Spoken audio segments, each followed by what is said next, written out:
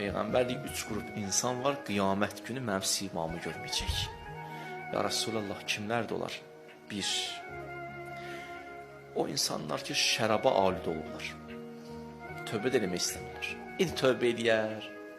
Allah bağışlayandır. Peyğəmbərin o siması da nə olar? Nəsib olar, görər. Mən üzümü tuturam, buradan imkan var. Bilirəm ki, mən yalnız namaz qılanlar dinləmir. Dəyərli namaz qılmayan qardaşlarım var, ana bacılarım var. Yəni doğrudan bugün tövbə eləmək üçün də fürsətdir. O kişilər ki, şərab hələ də içirlər, bugün hörmətinə tövbə eləsinlər. İstəmirsən Peyğəmbəri görəsən, İstəmirsən onunla həm söhbət olasan, çətindir məgər. Allah sənə bu qədər halallar deyib, birdən o haramı niyə çəkilmirsən ki? Çətindir o Allah, şeytan da alladır səni.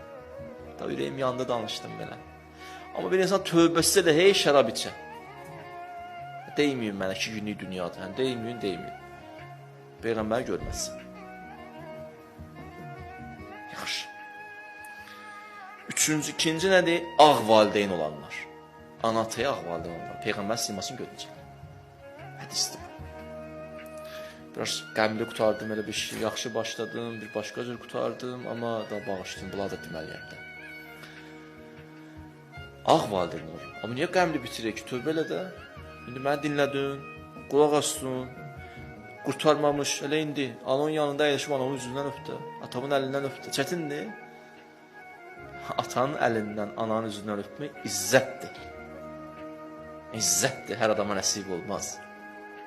Dünən ana və atava, hərdən deyirsən, mən heç vaxt incitməmişəm. Bəlkə incitmirsən, xəbərin yoxdur. Hərdən bir deyən anamın atamın qabağında, ana bağışla, halal elə mənə haqqı, ata haqqı və mənə halal elə. Onlar ki, dünyasını dəyişiblər, Allahdan istəyir, Allah sən onlardan istə ki, mənə bağışlasınlar. Atamız, anamız dünyasını dəyişib. 2. Üçüncüdə buyurur, o insanlar ki, mənim adım çəkilən salavat deməsin. Onları gör, simamı görməzlər qiyamət günü.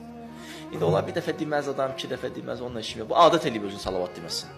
Yox, xoşu gəlmir salavat deməkdən, Peyğəmbər adı çəkiləndə. Bu qrup insanlar qiyamət günü mənim simamı görməzlər.